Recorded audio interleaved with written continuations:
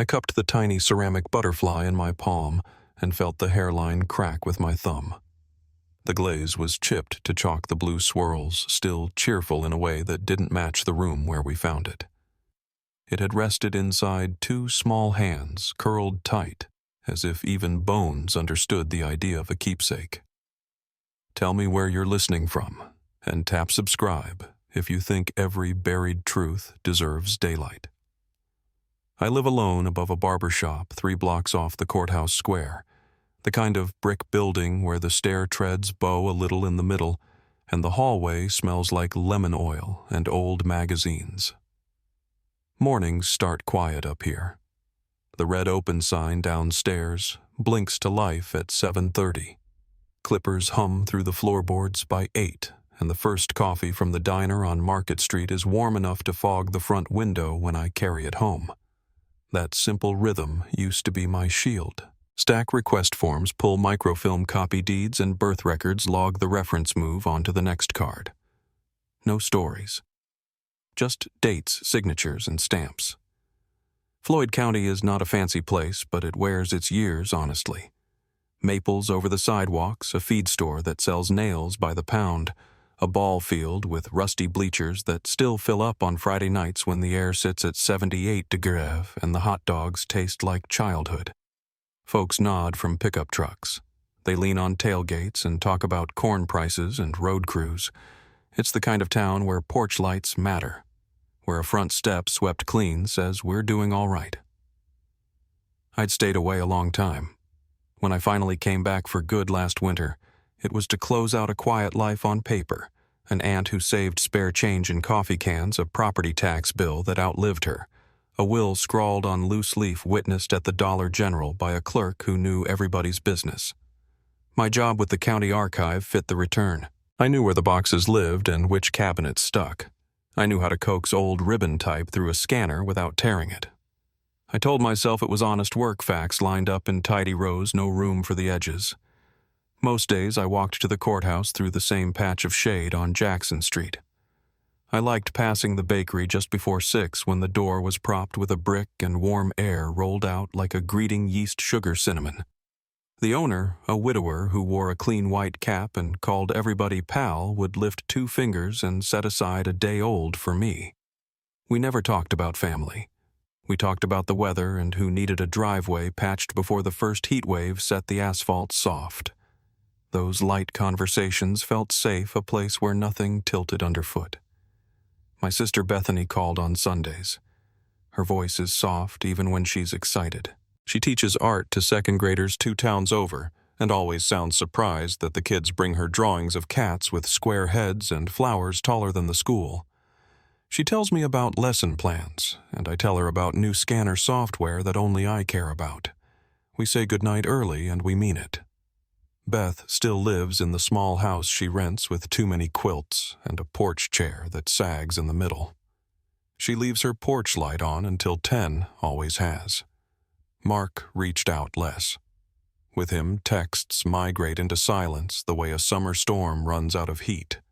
Sudden, then nothing. He runs a parts counter, knows engines by sound, doesn't waste words. When he does talk, he works flat and practical, like he's fixing a carburetor, say what it is, what it costs, what it needs. We don't talk about 1986. That's the year folks in town speak in a lowered voice, if they speak it at all. There are days the past sits quiet. Then there are days a random sound will unspool the long thread. It can be something small, a child tapping a tabletop with 4 quick knuckles, or a neighbor's TV through the wall repeating a jingle with the same stubborn cadence.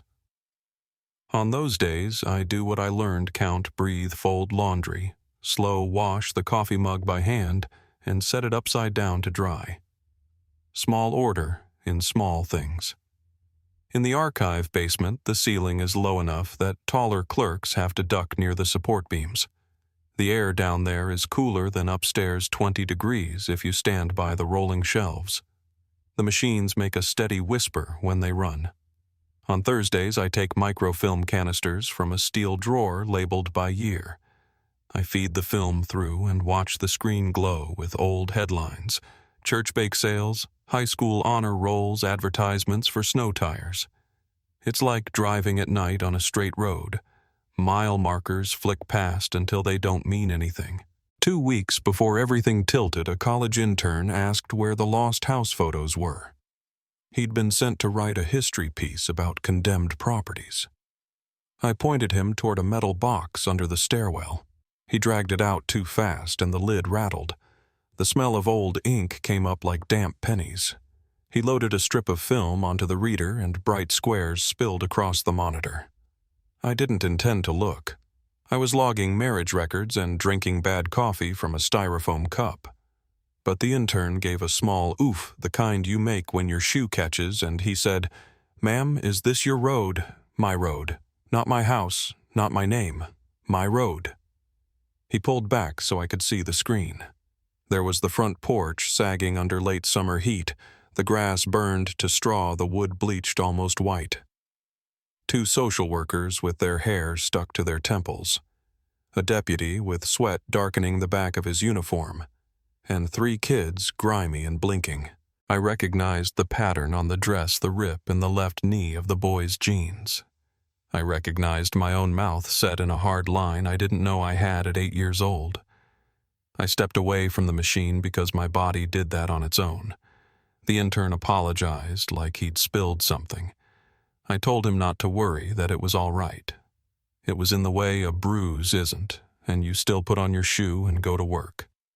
He flipped to the next frame, then the next. I told him to slow down and label the reel that I'd finished the indexing after lunch. He said sure, and disappeared topside with a notebook and too much energy. The room got quiet, the cool pushing against my skin. I sat down and rested my wrists on the table so my hands wouldn't shake. The screen still glowed a little too bright. I turned the dial back 1 click. The porch again. The deputy again. And something at the bottom edge. A small shape by the step just off the main subject of the shot. Bare feet. Hair the color of field straw. Not looking at the helpers, looking at the lens.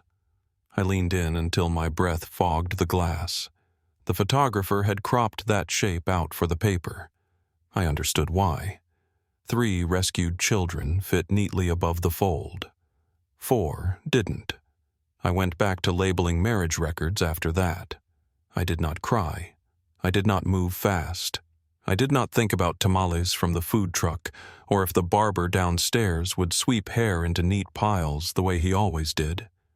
I slid metal tabs into manila folders, wrote names carefully, and hummed under my breath the way I do when my hands want to tremble. The tune was nothing, just 4 notes that repeat. I caught myself and stopped. That evening, the square around the courthouse wore that soft gold light it gets in late spring. The clock on the tower read 6:15. Teenagers wove bicycles through parked cars. 2 older men shared a bench and watched the world go by in companionable silence. I walked with my hands in my jacket pockets, keys curled into a fist. When I reached the barber shop, the bell over the door chimed, and the owner held up a brown bakery sack. "They sent you one," he said. "Cinnamon roll, still warm." I thanked him and left it on the counter upstairs until it cooled. On the desk by my window is a metal lamp with a pull chain and a slight buzz you only hear when the room is quiet. I set the cinnamon roll next to it and opened my laptop. The screen threw blue into the dim. I typed the date from the film label, then the address, then the name of the photographer, then the words I didn't want to admit were already there. Porch, August 4. My fingers knew how to find the county's old indexing software without looking. They also knew how to request a print at full frame rather than the edited version that ran in the paper. By 9, the square below had emptied. Porch lights came on one by one like a slow-moving constellation. I made tea I wouldn't finish and watched taillights fade west on the highway, 2 red points swallowed by dark. The print order went through. The archive would have it ready by morning. I closed the laptop and counted 4 breaths. I told myself it was research for the property file that I was meticulous. I told myself I was just tidying paperwork that should have been tidy long ago. At home, I keep a shoebox on the top shelf of my closet. It's not much to look at gray cardboard, a broken elastic band around the lid, but it holds the bits of paper that hang on when your brain lets go grocery lists in our mother's hand, a Polaroid of Beth in a gingham jumper, a church program with a coffee ring. On the nights I can't sleep, I take down the box, lift the lid, and touch one thing without looking at the others. No floods, just one. I did that now. The object my hand found wasn't paper. It was a library card laminated with my maiden name in neat black type, the plastic yellowed at the corners. The signature line was clumsy, a child's insistence lodged in ink. I slid the card back into its spot and replaced the lid. I told myself that if I slept, the morning would be easier. The next day, the weather turned heavy. The air had that wet weight that makes gravel driveways stick to your shoes. Even the courthouse clock sounded damp. I walked to work early to avoid conversation and kept to the corridor that smells like old legal pads. At 8:20, I turned the corner into the archive room and found the print waiting in a paper sleeve. I didn't open it at my desk. I carried it to the copy counter where the light is truest, laid it out flat, and stood with my hands at my sides. The photograph was everything that day had been dust floating like pollen. A porch rail that needed paint, a stray cat arched and wary near the steps. The three of us were where I remembered, even if I don't remember remembering me taller by half an inch. Mark's chin lifted like he didn't want his face down in the frame, Beth's fingers in her mouth. But it was the part of the picture that didn't belong in the paper that had brought me there. At the far edge of the porch between two balusters, a small face turned toward the camera, half hidden, not blurred enough to be an illusion. My chest felt tight the way it does when you climb a short flight of stairs too fast. I set my index finger just above the image so I wouldn't smudge it, and used my other hand to pull the magnifier closer. The glass gave the faintest distortions at the extreme edges, but in the center it was clean. The child's hair fell forward like she'd dipped her head to listen, bare feet on scalded boards. The angle of her shoulder said she'd been there long enough to forget she was hiding. I had that immediate, unreasonable urge to tell her to step back from the sun so she wouldn't burn. Half the work of a records office is learning when to stop. Don't chase shadows, my first supervisor told me. Name it, file it, move on. I heard her voice as I swapped the magnifier for a plastic sleeve and slid the photograph inside. Still, I printed a second copy for off-site storage and signed the request as if there were something official about it. There wasn't. It was a second picture for a second place I didn't name. I ate lunch in the park that day. The lawn was spongy from a light rain that hadn't cooled anything. A woman walked two small dogs in matching sweaters even though it was warm, and a boy kicked a soccer ball hard enough that it skittered across the path and lodged under a bench. He laughed unashamed when it rolled back into his shins. All that living had a way of balancing the weight that had settled on my ribs. For a few minutes, the air went easier in and out. Beth called on my walk home. I let it ring twice so I could clear my throat. We talked about second graders saving milk cartons for planters and a kid who drew a purple hawk that looked more like a jellyfish but meant pride, and that mattered more. I didn't tell her about the photograph. We said I love you the ordinary way, like you set mail on a hall table. Then she asked if I needed anything from the big box store out by Route 150 because she was going after dinner. I said no, I had what I needed. It wasn't a lie. It wasn't the truth either. By dusk, the sky had gone the color of bruised peaches. Cicadas sang like they were trying to rattle the trees out of their own leaves. I took the long way home down Firebrush Lane, which I seldom do. The gravel spat under my tires and the weeds leaned in like gossip. At the bend, where the ditch widens, I could see the old place through the gap in the trees. The roofline hunched. The carport collapsed in the middle like someone sat on it and stayed. You can drive past a ruin 100 times and never feel anything. That night, my hands tightened on the wheel for no good reason beyond the kind your body keeps. I did not pull into the drive. I did not stop. I told myself that properties don't care who looks at them and I didn't need to stir up the bats. but as I crested the last rise, I glanced in the rear view out of habit and saw a porch light blink on a quick throb of yellow through the leaves. It could have been a motion sensor. It could have been nothing.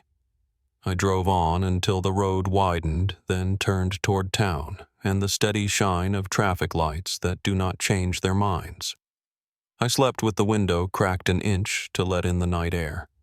The square below was empty by 10, the barber's sign dark, the bakery quiet. The lamp on my desk clicked off with a little pop. I closed my eyes and waited for my mind to do its usual sorting. Somewhere past midnight, a car idled at the curb, then moved on. A train horn sounded far to the south, long and low.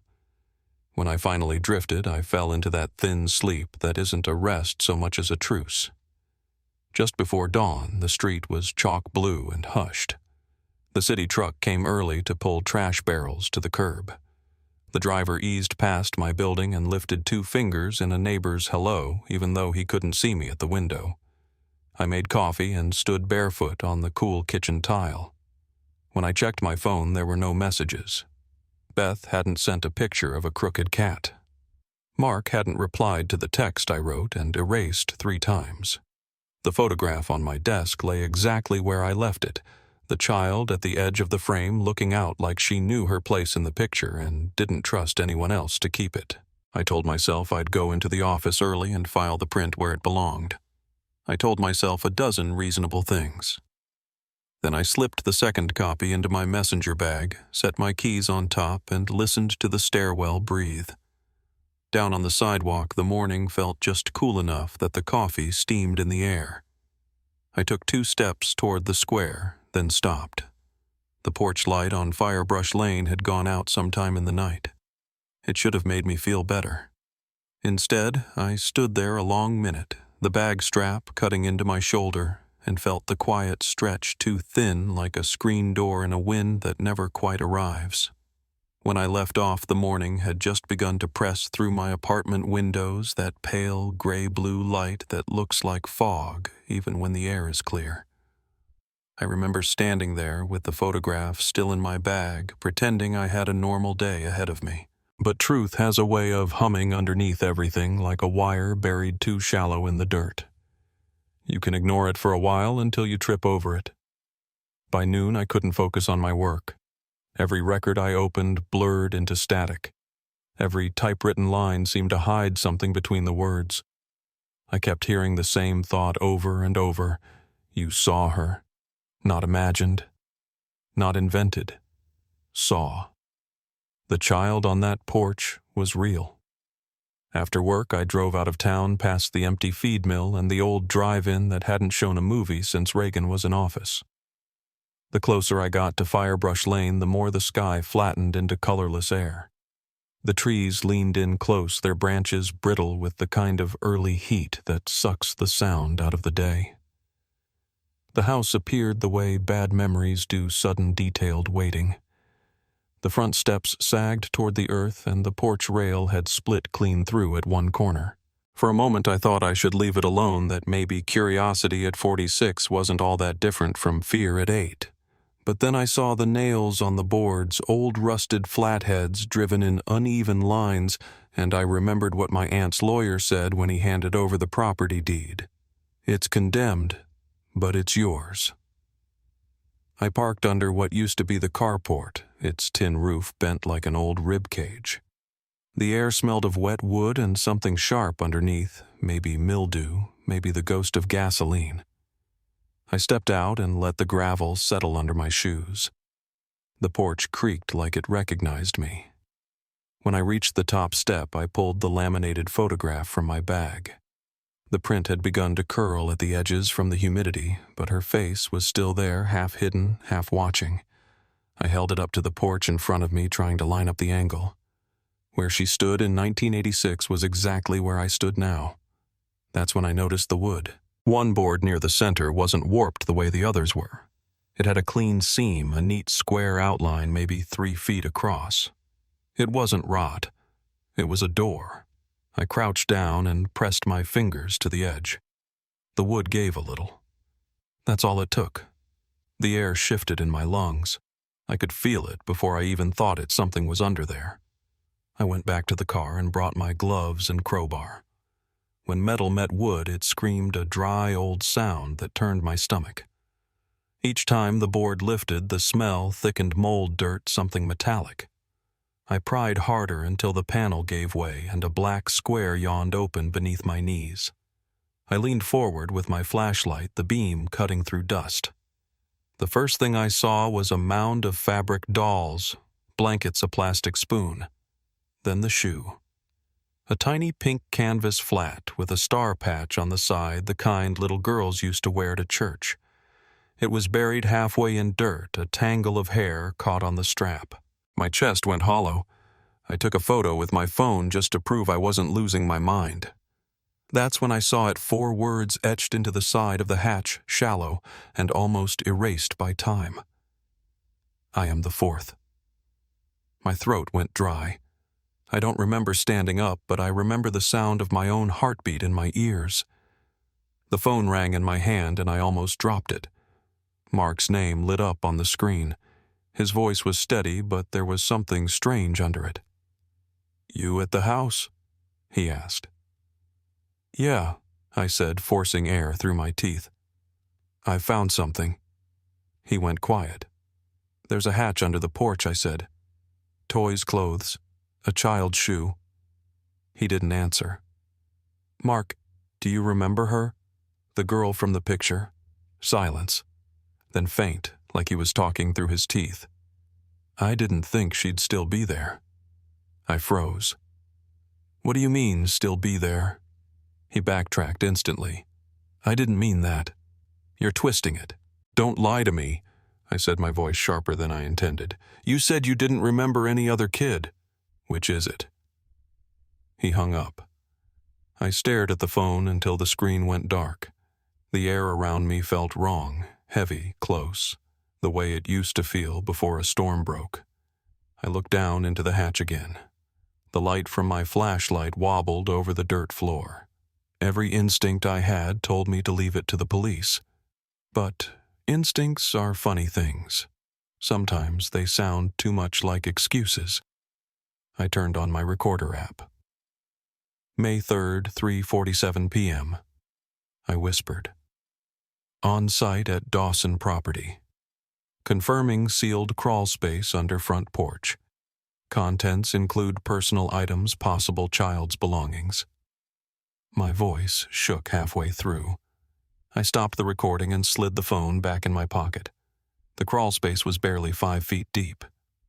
I knelt on one beam and lowered myself in until my head brushed the underside of the porch. The air was thick and cold, almost sweet from rot. I moved the flashlight slowly, careful not to breathe too deep. Bits of plastic fragments of storybooks, the glint of a small mirror cracked down the center. I picked it up and turned it toward the wall. The reflection caught something carved into the support beam, 4 stick figures, 3 with X's over their heads, 1 circled. My own breath caught in my throat. A sound behind me made me jerk up, wood shifting, gravel crunching. I killed the light heart thudding. Then a man's voice called from above. "Hello!" It cracked through the air like a twig breaking. Another voice followed Sheriff's Department. "Step out onto the porch." I scrambled out, half tripping over my own feet. 2 deputies stood at the edge of the yard, their patrol truck idling behind them. One was tall, mid-50s, a face like sun-baked paper. The other looked young enough to still believe in procedure. Miss Dawson, the older one, asked, "We got a report someone was breaking in here. I own the house." I said, breathless. "Inherited. It's condemned, but it's mine."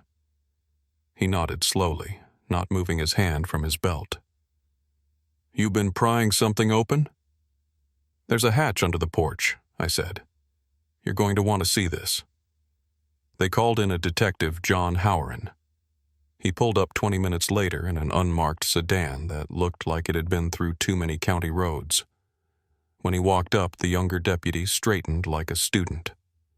Howren didn't say much at first. He just crouched near the open hatch, swept his flashlight once, and exhaled through his nose. "And you say you just found this?" "Yes, sir." He stood and looked at me. "Mind telling me what brought you back here after all this time?" I handed him the laminated photo. He studied it a long moment, thumb tracing the corner. "This is from the '86 rescue," he said, finally. "She's not in any record." I checked, I told him. "I spent weeks combing through everything. She was erased." He looked back at the house, the sagging roof line framed by evening light. "We'll have the place sealed for forensics," he said quietly. "If what you're saying is true, that's a missing child no one ever reported." That night in the motel room, I couldn't stop staring at the photo. The air conditioner rattled like it was shaking off dust from another decade. My phone buzzed once, unknown number. The message said, "Stop digging." There was no fourth child. I stared at it until the screen went black again. Then I looked at the photo. The girl's eyes were still on the camera, still on me. I said her name out loud for the first time, though I wasn't sure how I knew it. Calla. The sound of it hit the air like something I'd been trying to remember in a dream. The next morning, I was sitting across from Detective Howard in a small interview room that smelled like copier toner and old air conditioning. The fluorescent light buzzed. He set a recorder between us and pressed the red button. "This is Detective John Howard, Floyd County Sheriff's Office," he said. "Interview with Mae Dawson regarding newly discovered evidence of a potential fourth minor from the 1986 rescue." He looked at me. "You ready?" I nodded. He asked how I'd found the photo. I told him about the microfilm, the archive, the intern who didn't know what he'd stumbled into. He asked why I started looking. I hesitated. "Because I saw her," I said. "And when I saw her, I remembered her. Not everything, just flashes. A voice through the wall. A knock at night." "What kind of knock?" he asked. 4 taps, then 3, then 1, like a code. He scribbled in his notebook. "Your brother and sister don't recall her." "I know," I said. But when I told Mark about the hatch, he said he didn't think she'd still be there. That made him look up. "Still be there." I nodded. He hung up right after. He leaned back in his chair, thinking. "We'll talk to him." He closed his notebook. "Forensics is processing the crawl space now. If your instincts are right, Ms. Dawson, you may have reopened a case nobody even knew existed." When I stepped outside, the sun hit hard and bright. The house was taped off yellow plastic snapping in the wind. Crime scene techs moved like shadows across the porch. I watched them carry out evidence bags. Small things, shapes that didn't make sense from a distance. My phone buzzed again. Another message. Same number. Stop remembering. She never had a name. I didn't call Mark this time. I just stared at the words until the screen dimmed. My hands wouldn't stop shaking. I thought of the knocking again, the rhythm of it, the way I used to tap it back through the plaster at night without knowing why. 4 taps, then 3, then 1. A child's lullaby played without melody, just persistence. That evening, the county sky turned violet and heavy. I sat on the motel bed with the photograph in one hand and the shoe's image glowing on my phone in the other. I tried to picture that porch in daylight back when it was alive with noise and heat and the smell of my father's cigarettes. Somewhere behind that chaos, a little girl had been left to vanish. And now, decades later, the house had whispered her name again. I didn't sleep. At some point after midnight, I drove back out to Firebrush Lane. The yellow tape fluttered in the wind, the whole place glowing faintly under a sheriff's floodlight. I stayed by the gate, hands on the wheel engine, idling.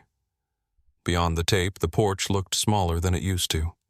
Just wood and nails, nothing mystical about it. But the silence felt sentient, like it was waiting for someone to finish a sentence. I thought about what Howard said, that it might get worse before it got better. He was right. It already had. And the worst part was knowing I wasn't done. I'd barely opened the first layer. Somewhere under that porch, under the dirt and rot and the weight of time, was the truth about the girl nobody remembered. As I turned the car around, headlights swept across the front of the house, catching on something that shimmered near the step, a small shard of glass maybe from the mirror I'd left behind. The reflection flashed once and went dark. I drove back toward town with the window down, letting the cool night air fill the car, trying to wash out the smell of old wood and soil. When I reached the motel, dawn was just beginning to lighten the sky. I shut off the engine and sat there listening to the tick of cooling metal. The phone on the passenger seat buzzed one more time. I didn't pick it up. I just stared at the screen as another message appeared. 5 words this time. You shouldn't have come back. I looked out toward the horizon, the faintest glow creeping up through the fog. I didn't know it yet, but that was the moment everything started to move again. The investigation, the memories, the house waking up after all those years. Somewhere out there, a truth older than any of us was ready to be unearthed, and I was already standing on top of it. The morning after that last message, I sat in the motel parking lot with my coffee going cold, watching the fog lift off the asphalt. The air smelled of rain and something metallic that always comes before it. I hadn't slept, but I wasn't tired. My mind was moving too fast, replaying the sound of Mark's voice, that one sentence I didn't think she'd still be there looping in the quiet until it barely felt human anymore. I told myself that fear could make people say strange things, that maybe he'd only meant the memory, not the girl herself. But deep down I already knew he hadn't misspoken. He'd remembered something and buried it same as I had. Now the dirt was coming loose. At 9, I drove back to the sheriff's office. Detective Howren was waiting in the lobby, a paper cup of coffee in one hand, his other hand tucked into the front pocket of his jeans. He looked like he hadn't slept either. He didn't waste time with small talk. Just a quiet nod toward the hallway, like we both already understood this wasn't the kind of story you spoke about where other people could hear it. The interview room was the same as before, small, windowless, the air thick with that stale chill of old air conditioning. He set a recorder on the table, pressed the red button, and let the hum fill the silence for a few seconds before he spoke. "We've been through the crawl space," he said. "You should hear what they found." He turned the recorder toward me so I could hear the playback. Static first, then the sound of shovels, the creak of floorboards. A man's voice, one of the forensic techs, describing what they'd uncovered. The words were clinical steady, but I heard the shift in his tone halfway through when the details stopped sounding like debris and started sounding like a room. Dugout section approximately 4 by 2 feet. Mattress present. Scratch marks on the wall grouped in 4s. Then a pause. Child's clothing consistent with female approximately 6 to 8 years old. My stomach dropped. I stared at the recorder like it could take those words back if I didn't breathe. They're running tests on everything. Howren said, his voice careful, not gentle, just factual. There's no question a child lived there for a period of time. No way to know how long yet. He folded his hands on the table. You said you remembered hearing tapping a kind of code. I nodded. You think that could have been her? Yes. I barely got the word out. I thought it was Mark. We were locked in our rooms at night.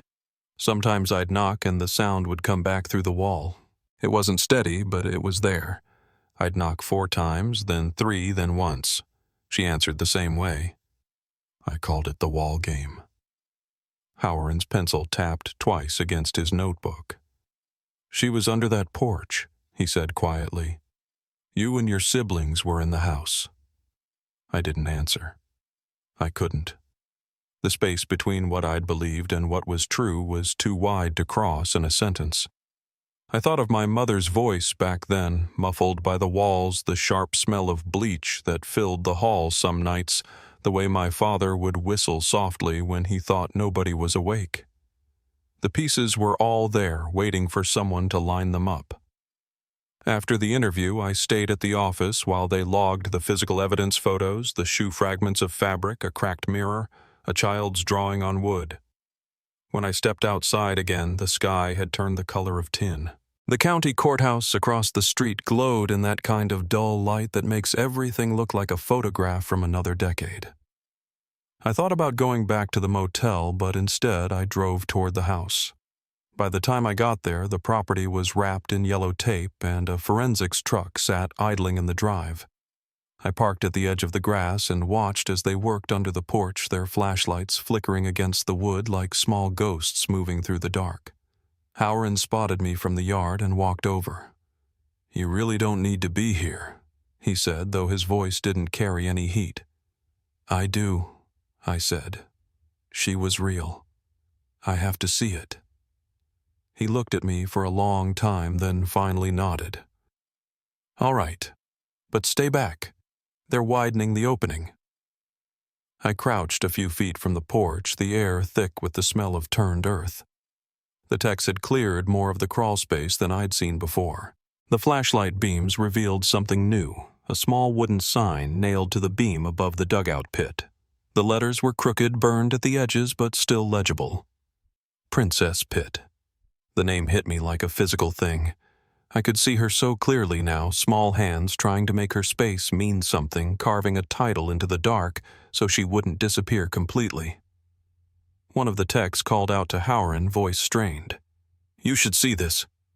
He ducked inside, and I followed without thinking. The crawl space had been cleared far enough to reveal an L-shaped tunnel leading under the stairs. The beam of the flashlight found a dish on the dirt floor, ceramic faded with something dry and brown resting on top. A handful of dead dandelions tied together with string. I don't remember when I started crying, only that I couldn't hear anything over the sound of my own breath. Howren laid a hand on my shoulder. "We'll treat this right," he said. Behind the tunnel, a small ventilation chute caught the light. One of the techs reached in and pulled out a folded scrap of paper.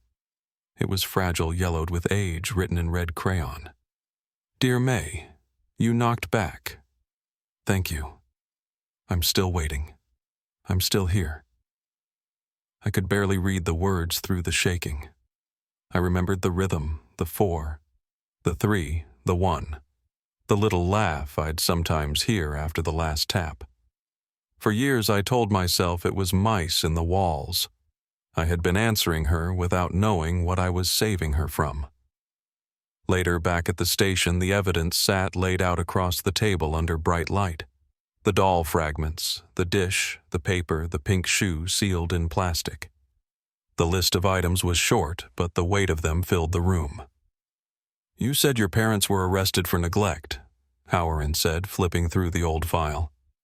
"But no abuse charges, no mention of another child. They told the county there were only 3 of us," I said. "Nobody ever checked. By the time the state took us, she was already gone." He nodded slowly, reading something in my face he didn't ask about. "We'll check every missing persons report from that window, see if anything fits." It should have felt like progress. It didn't. It felt like something had been ripped open too late to save anyone. That night, back at the motel, I sat on the floor with the photo spread out beside me, my phone silent for the first time all day. I kept seeing the name Princess Pit in my head. The word pit, it wasn't accidental. It was the kind of name a child gives to the place she's told not to leave. Somewhere in the noise of my thoughts, the old lullaby started looping back. I didn't remember all the words, just fragments, 4 for night, 4 stays behind. I whispered them once, and the sound of it made me sick. At some point after midnight, I turned on the light and reached for the stack of documents I'd brought from my aunt's house. She'd kept everything: property receipts, inspection records, even a few photos from the 80s. In one envelope, folded small, was a bill of sale for a batch of soundproofing material. No contractor name, no date beyond the year. 1985. I stared at the signature line. My father's handwriting. By morning, the rain had started again, light and steady. I drove back to the property this time, parking closer. The house looked different in daylight, smaller, less menacing, almost pitiful. The crime scene tape flapped in the wind. One of the techs saw me and waved me toward the porch. "We found something else," he said. They'd peeled back more boards near the living room wall. Under the insulation, a hollow cavity ran along the base of the house. Inside, wedged between the studs, was a small cassette tape, unlabeled, dusty, but intact. They handed it to Howard. He turned it over in his hand. "We'll have this digitized," he said, though his voice was low enough that it sounded more like a warning than a promise. Hours later, back at the station, a tech threaded the cassette into an old player. The room went still as the tape spun. First came static, then a man's voice, calm and deliberate. "This is documentation. Subject 4 continues to resist sleep and food conditioning." There was another voice underneath a small whimper. A child. Then, "Begin reinforcement cycle." The rest was the sound of children reciting something in unison. 1 for food, 2 for light, 3 for sleep, 4 for night. My stomach twisted. I recognized the cadence. It wasn't a song. It was the same rhythm we'd been taught to count by when the lights went out. "That voice," I said. "It's my father." Howard's jaw tightened. He shut the recorder off, stood, and walked out into the hall. I sat there staring at the machine, the tape still turning, the reel spinning toward silence. When my phone buzzed again, I didn't need to look to know the number. She didn't pass the test. That's why she stayed. I turned the phone over face down and listened to the rain against the window. Somewhere out there, someone was watching all this unfold. Someone who remembered exactly what had been done in that house. And now that we'd started pulling back the floorboards, I could feel the truth, stirring, restless, waiting to climb out. I left the station around dusk, the sky bruised and low.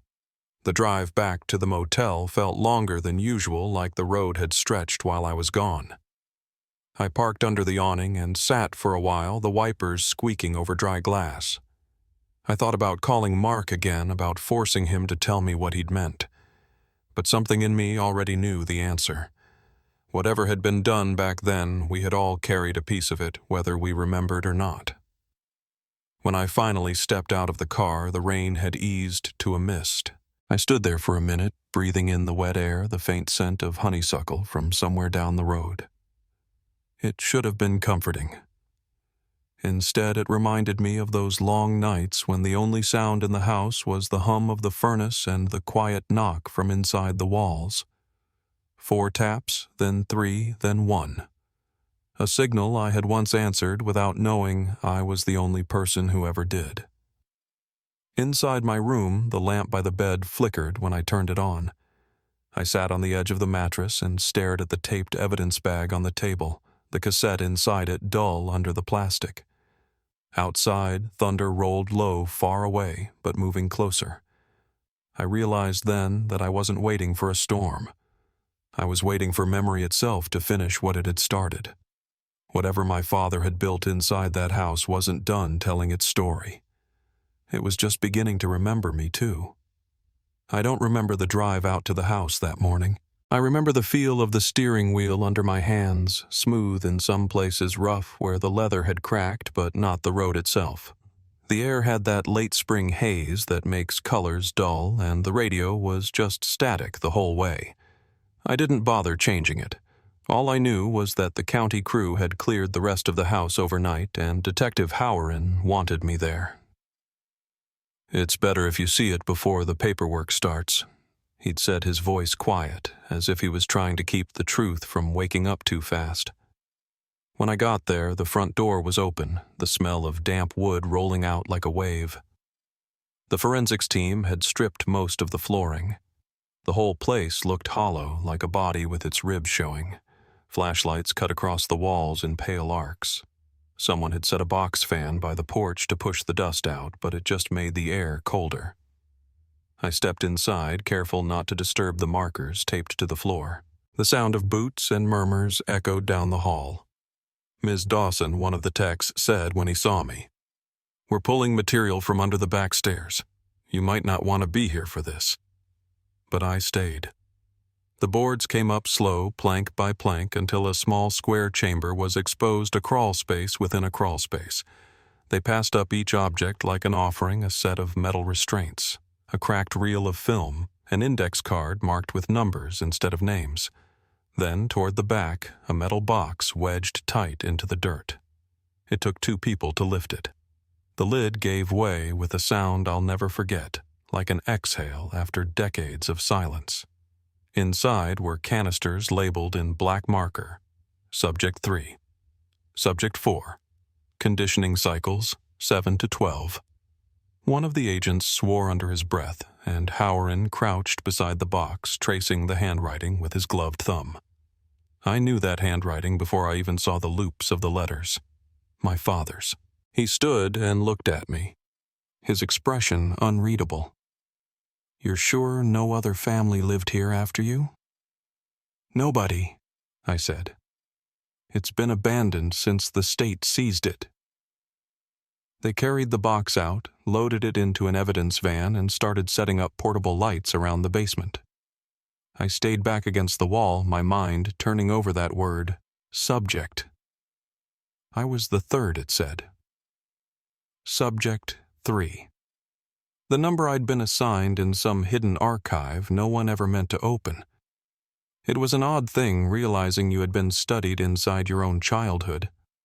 A few hours later, they called me into the basement. The air down there felt colder than it should have. Against one wall was an old metal cabinet sealed shut with rusted hinges. Howren motioned to a tech who pried it open with a crowbar. Inside were folders, each one labeled with a number. He handed me one Subject 4. The paper crackled when I touched it. Inside were notes charts and a Polaroid of a little girl. Barefoot hair tangled, her expression caught somewhere between fear and exhaustion. Calla. I didn't need to read the name. I knew her face. Beneath the photograph, another page was clipped to the file. Typed lines described sensory conditioning experiments and isolation responses, clinical words for what was really just cruelty. The kind that hides behind white paper and research stamps. My father's signature sat neatly at the bottom of every page. When I handed the file back, my hands were shaking so hard I nearly dropped it. What was this, I asked? What were they doing? Howren didn't answer right away. He pulled another file, flipped it open, and studied the top page. "We think it was part of something called the Butterfly Project," he said finally. "A behavioral research program. Unofficial, buried under layers of front companies. Most of it's redacted, but your father's name comes up in connection with 3 sites across the Midwest. Houses like this one. He wasn't the only one involved." I sat down on the bottom step because my legs wouldn't hold me. "They used our house," I said quietly. "As a lab." He nodded. "Looks that way." The next day, the FBI rolled in. Black SUVs, white vans, the kind of operation that makes a whole county stop what it's doing just to stare. They set up a perimeter around the property, brought in generators, and started cataloging every inch. I spent most of that day in a small trailer drinking coffee I couldn't taste while agents walked in and out with clipboards. Every few minutes, someone new would ask me the same questions when I last saw my father, what I remembered from the basement, what kind of people came by the house when I was a kid. Each time my answers got shorter. By late afternoon, Howren came in carrying a sealed evidence bag. Inside was a small porcelain butterfly cracked through the middle. "This was in the chamber beneath the stairs," he said. "They found it wrapped in cloth near a set of remains. For a long time I couldn't speak. I remembered making that butterfly in art class when I was 8, blue paint, cheap glaze, my name scratched into the bottom. I'd given it to Calla through the vent one night, sliding it under the slats because she said she liked things that looked like sky. Seeing it again, broken but still bright, felt like standing at the edge of 2 lives, the one I'd lived and the one she never got to. The lab confirmed what we already knew. The remains belonged to a child between 6 and 8 years old. The DNA was degraded, but enough to prove she wasn't any of us. They would never find her birth record. It was gone erased like she'd been borrowed and never returned. That evening, when the agents cleared out, I sat on the porch steps watching the sky fade from gold to gray. The house behind me creaked as it settled, every sound familiar and foreign at the same time. I thought about the night she must have died, the sound I might have heard through the walls, the knock that never came again. And I thought about my father, how he'd go quiet at dinner, his eyes fixed on nothing, then rise from the table and disappear into the basement until dawn. Later in the evidence trailer, they played the digitized film reels from the metal box. The footage was grainy, silent black and white. A camera panned across a basement room lined with white tiles, then focused on a child standing in the corner facing the wall.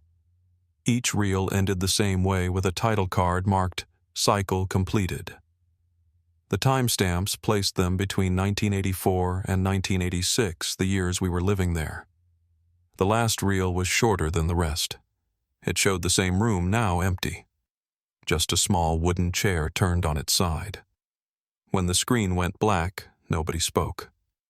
One of the younger agents walked out pale. Howard leaned back in his chair and rubbed his eyes.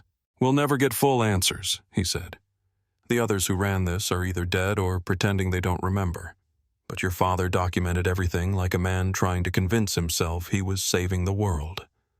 I stared at the dark screen. "He wasn't saving anyone," I said. "He was hiding what he'd done." Before I left that night, I asked if I could see the butterfly again. They brought it out still in its plastic sleeve. I turned it over and traced my name scratched on the underside, May D. The glaze had bubbled near the edge, just like I remembered.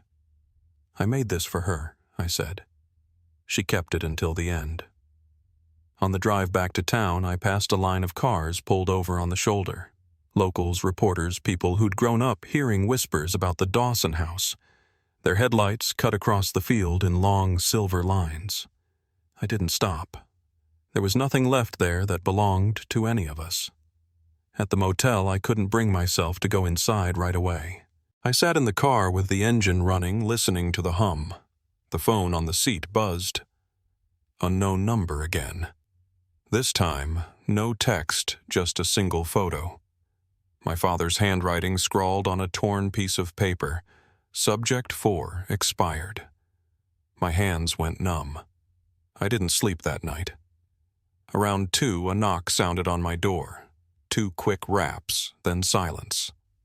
I froze. When I opened it, no one was there. Only a small manila envelope taped to the handle.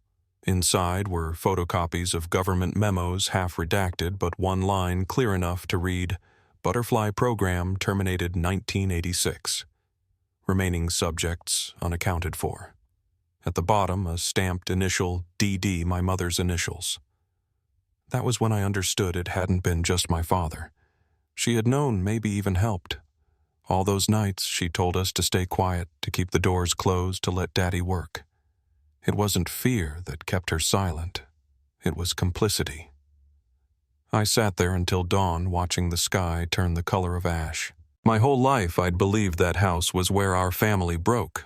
But the truth was, it was where we were made, engineered, cataloged, tested. The house wasn't haunted by what happened after. It was haunted by what it was built for. When the sun finally rose, I packed a bag, checked out of the motel, and drove to the nursing home where my mother lived. The nurse at the front desk gave me a wary smile when I asked to see her. "She doesn't talk much anymore," she said. "Some days she just hums." The room smelled like antiseptic and lilies. My mother sat by the window, a blanket over her knees, her hair thin and white. I sat down beside her, the photograph of Calla in my hand. "You remember her?" I asked. Her eyes flicked toward the photo, then away. Her fingers tightened on the blanket, and then, almost inaudible, she began to hum 4 notes, the same rhythm I'd heard through the walls as a child. 4, 3, 1.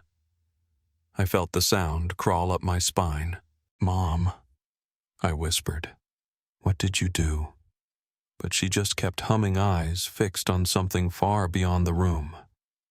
That was the last time I saw her alive. She died 2 weeks later quietly in her sleep. The nurses said she never spoke again. When they packed up her belongings, they found one thing that didn't belong to her, a small key on a string, old and tarnished. It matched the lock on the final cabinet in the basement of the Dawson house, the one we hadn't opened yet. And even now, after everything, I still have that key. Some nights I take it out and hold it in my palm, the metal cold against my skin, and I wonder what it was meant to unlock the last chamber, the last lie, or the final piece of what they made us into. Whatever it is, I know I can't run from it forever, because the truth doesn't stay buried. It waits quiet as breath until someone finally digs deep enough to hear it breathing back. After my mother's funeral, I drove out to Firebrush Lane one last time.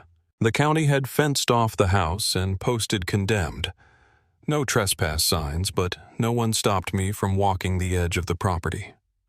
The trees had started to leaf out again, soft green, pushing through the gray branches. Spring always comes early there, like the land itself doesn't know when to stop trying. From where I stood, I could see the porch through the fence boards, splintered tape flapping in the wind. It looked smaller than it had when I was a child, almost ordinary, the kind of place you'd never glance twice at from the road. That was the cruel part of it all. Something so monstrous hiding in something so familiar. The investigation dragged on for months after the FBI closed their work at the site. They found records scattered across 3 states, fragments of the same operation houses that looked like homes, but weren't basements that had never seen daylight. My father's name appeared in more files than I could count. Most of the other signatures were ghosts by then, people long dead or quietly buried under new identities. The Bureau called it an unofficial human conditioning project. I called it what it was, cruelty wrapped in science. They said the experiments were meant to measure emotional endurance under isolation. I think it was just about control, what you could do to a person when you stripped away every sound, every name, every light that told them they were still alive. When the tests came back on the remains under the stairs, they confirmed what I already knew. The little girl, Calla, had no record, no birth certificate, no trace in any database. Whoever she'd been before that house, the world had erased her completely. I spent weeks trying to find a last name, a birthplace, anything to give her back what was stolen. There was nothing. In the end, I gave her my own. On the death certificate under name, I wrote Calla Dawson. It felt right. For the first time, she belonged somewhere. They buried her in the county cemetery a few rows from where the unclaimed are laid to rest.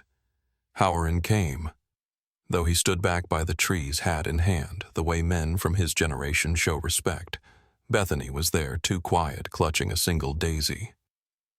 Mark didn't come. He sent an email the night before, a few lines about needing time, about not knowing what was real anymore. I understood. He'd spent his whole life pretending that house hadn't happened. To face it now would have been like learning to walk again after forgetting what legs were for. The service was short. A local pastor read from Psalms, words about valleys and shadows, about fear and stillness. I didn't hear most of it. I just watched the light shift through the clouds and thought about the sound of tapping 4-3-1. Somewhere in that rhythm was everything she'd tried to say. Afterward, the county transferred the files to the National Archives, sealing them under restricted access for 25 years. The agents said it was standard procedure, that transparency would come in time. I didn't argue. You learn not to expect quick truth from systems that depend on forgetting. But I made copies every page I could, every photograph, every typed report, and stored them in a climate-controlled box at the local library. It's not official, but it's real. One day, when someone else starts to wonder about those missing names, they'll find what I left behind. Detective Howard retired soon after the case closed. He called me once a few months later to say he'd been offered a consulting position but turned it down. "There's enough ghosts in this one," he said. I could hear the fatigue in his voice, the kind that doesn't come from age but from carrying other people's pain too long. He thanked me for my persistence. Said the department would have missed what mattered if I hadn't gone back to that porch. I told him the truth. I didn't go back for justice. I went back because silence was killing me. My mother's estate passed quietly through probate. The only thing left was that small brass key. For weeks I kept it in my coat pocket, feeling its weight whenever I reached for change. I told myself I'd never use it, that the past had already taken enough. But one evening when the heat broke and thunder rolled in from the west, I found myself driving back out to the house again. The key turned the last lock in the basement cabinet. Inside were 3 folders, each thinner than I expected. The first 2 were filled with typed reports. The third held a single photograph, my father standing beside another man in a white coat. Both were smiling. Behind them on a chalkboard was written, "Project Butterfly Phase 3, Integration Successful." I remember feeling nothing at first, then a kind of hollow understanding. He hadn't been a monster in the way people like to picture one, no wild eyes, no obvious madness. He'd been a man who believed he was doing something important, and that might have been the worst part of it. Evil wrapped in purpose lasts longer. I handed the file over to Howard the next day. I told him I was done. He didn't try to stop me. By summer, the county had the house demolished. The land was listed for sale, but no one bought it. Too much talk, too much weight. The locals say nothing grows there now, not even weeds. Sometimes I think that's mercy. It's been 2 years since then. I moved into a small house near the edge of town, close enough to walk to the library. Beth visits most Sundays. She brings groceries, fusses over the garden, tries not to mention Mark. I don't ask. Some silences aren't meant to be broken. I spend my days organizing records, scanning old photographs, cataloging stories of the forgotten. There's comfort in order names paired with dates, places marked on maps, proof that someone existed. A few months ago, the county gave me permission to create a small digital archive, Project Butterfly. It's not a memorial so much as a ledger. Each file holds a name, or when there isn't one, a symbol. I've uploaded Calla's drawing, the note she wrote in red crayon, and a photograph of the butterfly sculpture. People can leave comments if they want. Some do. Most just read quietly. That's enough. Every once in a while, I still dream about the house. Not the way it ended, but the way it looked before everything fell apart.